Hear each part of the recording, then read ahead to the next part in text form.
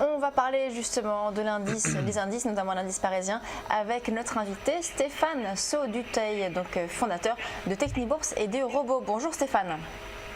Bonjour à toutes et à tous. Alors, on en parlait à l'instant, donc le CAC 40 qui est toujours en baisse, qui a connu une forte chute hier, qui est toujours très fragile, instable depuis plusieurs séances. Et bien là, on commence l'année finalement dans le rouge. Quelle est votre stratégie vous, sur l'indice ? Écoutez, hier a été une mauvaise journée, je ne vous apprends rien, avec une baisse de plus de 3%. Ce qui est vraiment intéressant à noter hier, techniquement, c'est le comblement du gap qui avait été laissé ouvert le 18 décembre dernier entre 4130 et 4160 quasiment, un gap de presque 30 points. Donc ça, c'est pas une très bonne nouvelle, puisque ça va remettre quand même de la pression baissière sur le CAC 40. Donc on a eu une incapacité lors de la reprise de fin d'année dernière à déborder les 4400 points, donc ça aussi c'était quand même pas hyper bon. Et là on a maintenant finalement une glissade qui est lente ce matin mais réelle encore. Et il y a une zone très importante qu'il va falloir surveiller dans les prochains jours, qui est une zone de 100 points, compris entre 3950 et 4050.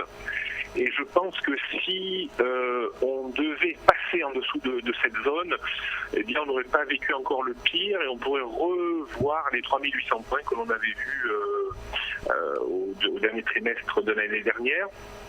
Donc je suis un petit peu inquiet quand même jusqu'à la prochaine réunion de Mario Draghi, parce que je pense quand même que les marchés sont en train de mettre et risquent de mettre encore une pression sur Mario Draghi pour qu'il lance ce fameux quantitative easing de grande envergure à l'européenne.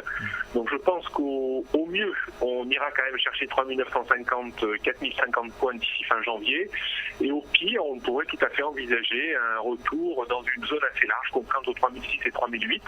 Mais pour cela, il faudrait quand même encore une baisse du pétrole et surtout un relais et un accompagnement des marchés américains, parce que je pense que n'est pas pricé dans le prix des marchés américains cette baisse importante du pétrole qui met vraiment en porte-à-faux l'exploration et l'exploitation du gaz de schiste, puisque la production est quasiment à 65-70 $ le baril. Et comme les Américains avaient beaucoup compté pour relancer la croissance sur le gaz de schiste, là c'est un petit peu le boomerang qu'ils sont en train de prendre dans le nez. Et je pense que ce pétrole bas n'est pas encore pricé dans les marchés américains, ce qui pourrait encore légitimer un potentiel de baisse supplémentaire sur le CAC 40.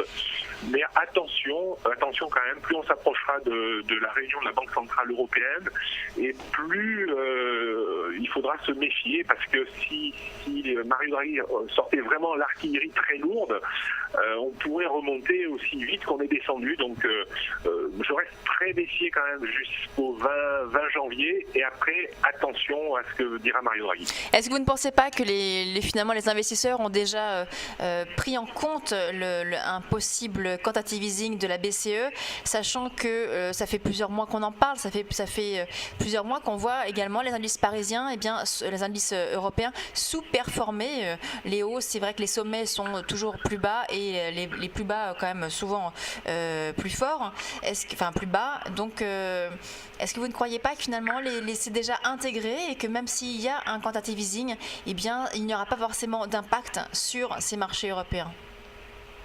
Je pense effectivement que les investisseurs ont intégré un petit peu l'idée qu'il y ait un quantitative easing. Par contre, plus le temps passe, plus la situation un petit peu se délite au travers du pétrole. Il y a toujours ces problématiques russes et ukrainiennes. Il y a est-ce qu'on va relever ou non les taux aux États-Unis. Donc, je pense que les investisseurs européens seront de plus en plus exigeants avec Mario Draghi, et donc attendront vraiment de sa part quelque chose d'hyper fort. Donc, en attendant ce discours musclé que les investisseurs espèrent de Mario Draghi, moi je pense en fait que ces mêmes investisseurs mettent une pression baissière sur les marchés, justement pour que Mario Draghi ajuste très fortement son quantitative easing. C'est un petit peu le scénario que j'ai. Et ce qui n'arrange rien, c'est potentiellement la faiblesse technique qu'on voit apparaître de plus en plus sur les marchés américains. Je ne sais pas si vous voyez le graphique que je vous ai envoyé sur le SP500. Oui, tout à fait, oui. Il est à l'écran. Sur le SP500, on note quelque chose de relativement intéressant. Depuis les 3 derniers mois, finalement, on remonte un petit peu dans une structure biseautée sur le SP500, avec des amplitudes assez fortes, mais qui deviennent de moins en moins importantes parce que notre biseau s'évase au fur et à mesure que le temps passe. Et ces derniers jours, on revient sur un niveau très important, autour de 2010-2020 points sur le SP500. La rupture de cette zone-là validerait notre biseau d'essoufflement haussier sur les marchés américains et légitimerait une baisse plus importante qu'on pourrait estimer à une dizaine de pourcents. Donc si on devait baisser de 10% sur le marché américain, ce qui serait tout à fait logique et qui serait ni plus ni moins qu'une correction technique saine et logique dans un espace-temps assez long, on pourrait voir de nouveau une pression très forte parce que souvent les marchés européens accentuent de 1,5 voire 2 fois la baisse des marchés américains. Donc si on devait assister à une baisse d'une dizaine de pourcents sur les marchés américains, pourquoi pas peut-être d'ici le 20 ou 25 janvier, ça serait techniquement possible, et ben on aura un CAC 40 beaucoup plus bas. Oui. Donc voilà, c'est très difficile d'être optimiste. Alors c'est vrai que de plus en plus d'investisseurs sont pessimistes, alors c'est peut-être là où on ira peut-être un peu moins profondément que prévu, à cause peut-être de ce pessimisme qui est en train de regagner assez rapidement toutes les classes d'investisseurs. Alors Stéphane, là on voit qu'on a effectivement un S&P 500 qui est proche des 2000, on est à 2017 points.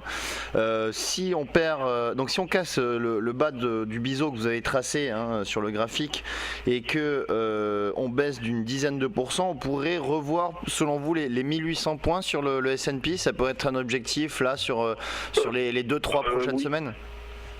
Oui, puisqu'en fait c'est l'objectif ni plus ni moins du biseau. C'est un retour à l'origine du biseau, et ce biseau s'est construit à partir du point bas à 1800 points, et on est monté de façon assez biseautée depuis ce point bas.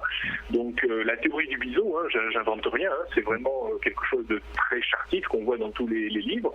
La théorie du biseau, c'est un retour assez rapide à l'origine de celui-ci, et l'origine de celui-ci, effectivement, comme vous le dites justement, c'est autour des 1800 points. D'accord. Donc il ferait ni plus ni moins 10% de baisse potentielle.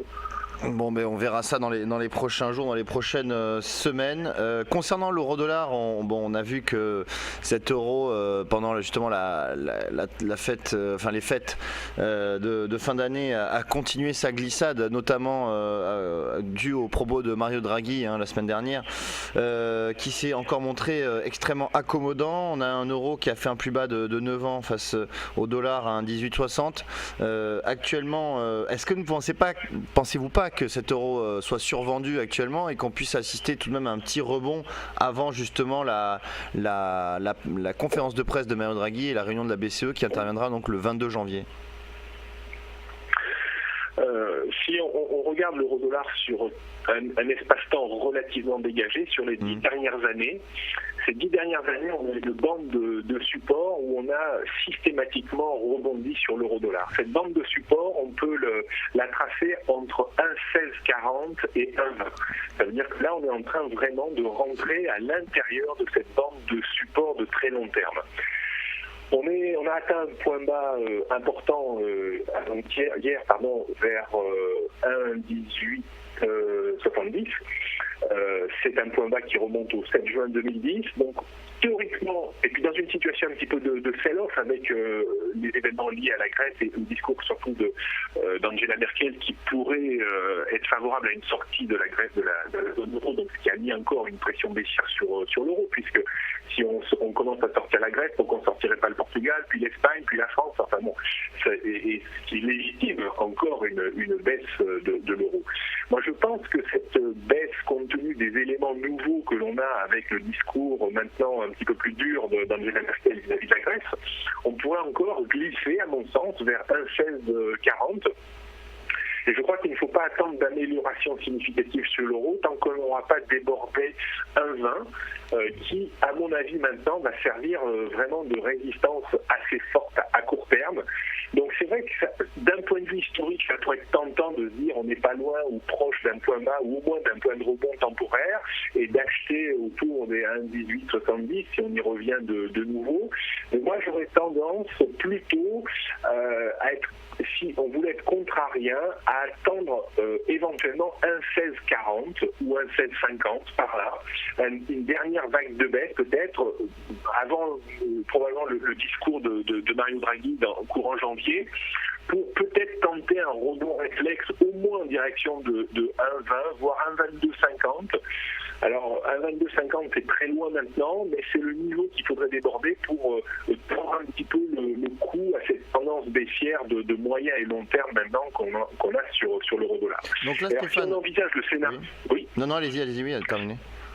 Si on envisage le scénario du pire pour l'euro-dollar, c'est-à-dire une sortie de la Grèce et puis peut-être de nouveau un risque systémique, moi j'ai toujours dit que le risque systémique reviendrait en cas de rupture sur le CAC 40 de 3600 points et en cas de rupture de 1,1640 sur l'euro-dollar. Le scénario du pire, ça serait une rupture de 1,1640 et là, effectivement, on pourrait de nouveau avoir des segments baissiers très forts sur l'euro-dollar et aller chercher la parité. Alors peut-être pas en 2015, mais peut-être dans les 2-3 prochaines années, ce qui serait tout à fait possible si on passait sous un 16,40, parce qu'il n'y a plus grand-chose sous cette zone de support, donc un 16,40, un 20. Donc on est dans une situation qui va être très intéressante à suivre dans les prochaines journées, voire semaines, parce qu'on est vraiment dans une bande de support historique et le comportement sur cette bande ou contre cette bande va vraiment déterminer l'avenir moyen à long terme de l'euro-dollar. Donc on attend donc une poursuite de la baisse vers les 1,1640 comme vous l'avez dit, pour après viser donc le rebond sur la résistance des 1,20 et peut-être même une autre résistance sur les 1,2250, mais plutôt donc une baisse, une poursuite de la baisse donc de l'euro-dollar. Merci beaucoup, c'est ça hein? C'est bien ça. Vous m'entendez? Bon, alors on va clore l'interview. Donc merci beaucoup Stéphane Soluteuil donc, de Technibourse et Robo. On va marquer une très courte pause et on se retrouve tout de suite.